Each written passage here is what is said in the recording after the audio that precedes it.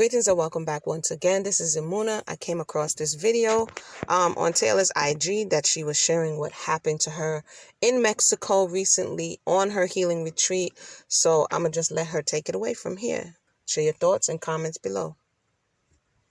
Wake up, I couldn't find my cell phone. And I'm like, well, damn, I'm pretty sure my cell phone was in my bed when I went to sleep. Because the last thing I did was read a text that said, hey, are you coming out? And I was like, hell no. I put the phone down and then I fell asleep. So I couldn't understand for the life of me why I can't find my cell phone.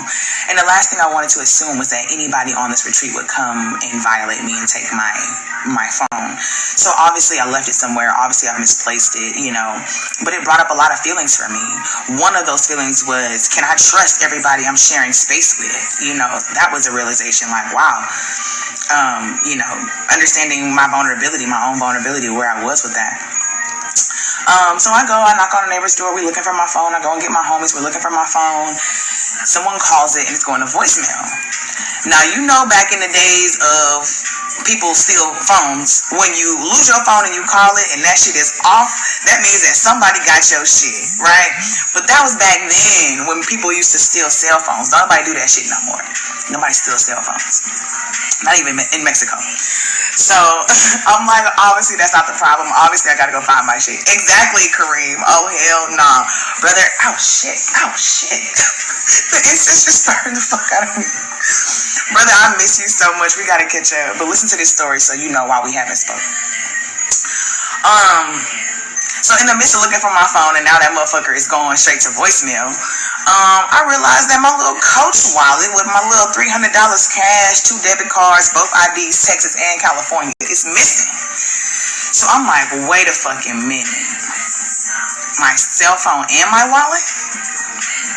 Now we got a problem.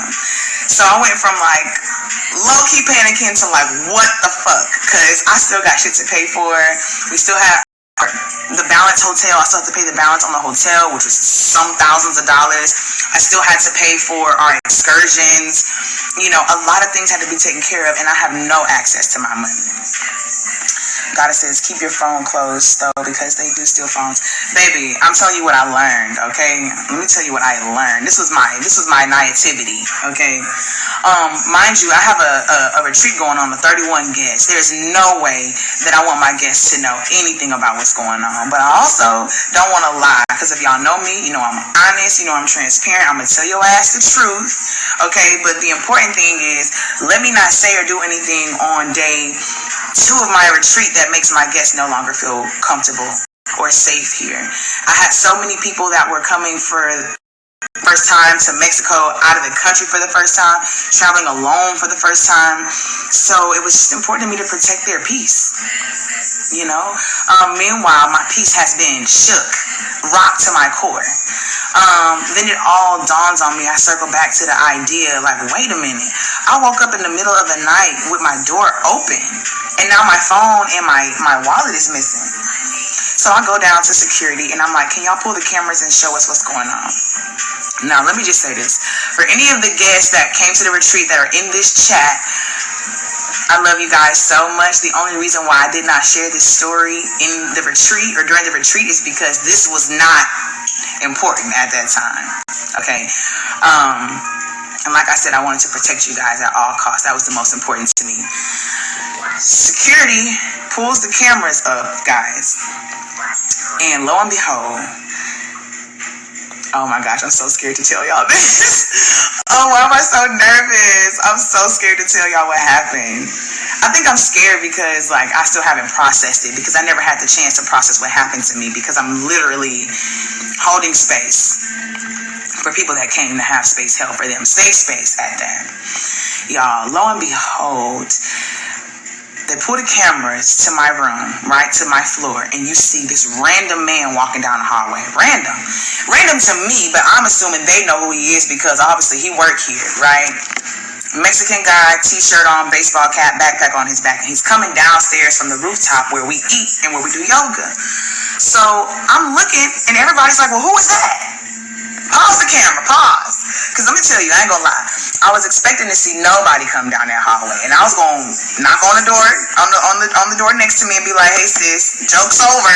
I know you got my shit. Haha, not funny. Let me get it back. Not even gonna lie, I was ready to let sister know I don't want to accuse you, but obviously at this point it's you. Run me my shit. Never in a million years did I think I was gonna see what I saw. Y'all, they start pulling all the cameras up from that time, and what we see is a man break in from the building next door. The building that was being built, an apartment building, was being built. This man climbs to the top of the building next door, jumps the roof to our rooftop, comes into the fucking kitchen, breaks in the kitchen, comes down the stairs, and straight to my bedroom, where my door was unlocked. Comes into my room, takes the phone out of my bed while I'm asleep. And y'all know how I sleep. Most of y'all know how I sleep. We talk about this. Clothes don't do me no justice at night. And then takes my wallet and dips out. Y'all, I couldn't believe what I saw. When I saw that shit, I froze. I had so much fear run through my body. So much fear run through my body. All I could think about was I am responsible for all these people out of the country. I didn't pay all this money for a peace of mind, security in this hotel, and it's been breached. My safety has been breached. Not only mine, but my guests. Y'all, I was so upset, so scared. Like, what do I do? Do I tell my guests what happened? You know, do I let them know, hey guys, so sorry that my phone and my wallet has been stolen. The retreat's over and everybody gotta go home. Like, what do I do? You know? All I knew what to do was just to be unconditional in that experience. That's my life's work, is just to remain unconditional. How can I be happy with this? What the fuck is going on? Oh, Sharma's on live. She says, wow, we saw the police but had no idea. Girl, I saw that police. If he don't pull around to the back of this hotel and hide that goddamn police car. I'm so sorry I didn't tell y'all. I'm so sorry I didn't tell you guys. But I had to pray on that. And what was most important was that I learned to trust myself and make the best decision for our group. Kareem, man, I'm so glad you're here and safe. Thank you. I'm so glad you're on the phone now. Yes, it's not my phone that I'm on, by the way. I still haven't replaced my phone. Healing work isn't just when it's convenient. This is why we do the work. Listen, all I could think of was the fact that I was the one being pushed to my limits at this retreat. It was me, you know? And then I had to laugh as I looked down at my t-shirt that says the Divine Healing Experience. Okay, because baby, let me tell you who got worked over. The next retreat is going to be called Heal Everybody Else Experience. Period. Sharma, I gave so much thanks to God that your bedroom door was closed because you were on that hallway with me. I'm so thankful that all of you ladies had your doors locked and closed. And that's why that next morning we had that meeting about being safe, locking our doors, because I needed y'all to protect yourselves without saying too much at that time, you know. Thank you, April. I'm so glad that I'm safe too. And I'm sorry that I couldn't give you more information at the time. I'm sure you were like, what the fuck is going on? That's what was happening. By the time I saw you on Tuesday, my brain was just gone. Like, I just was thankful that I had managed to finish the retreat with no cell phone, no contacts for our events, our activities, no physical cash to pay for anything I still had a balance for. Like, I was just so thankful.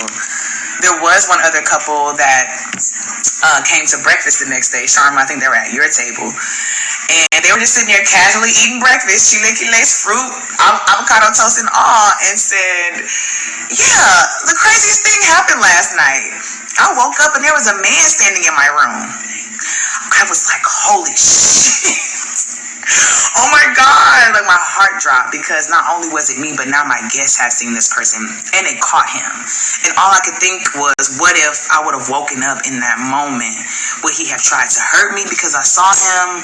You know, would he have left and not have taken my things? Like, I just was thinking so many things. I think the best thing was that I was asleep and didn't know and was unharmed, you know? I don't know what would have happened if I would have woke up and saw that man in my space. What are y'all saying? Yeah, Kate, that's why you didn't hear from me, babe. Wise woman. Are you sure that was a wise decision? Because I felt so conflicted. Do I tell my guests and be honest with them in the moment? Am I putting them in harm's way by not telling them the truth?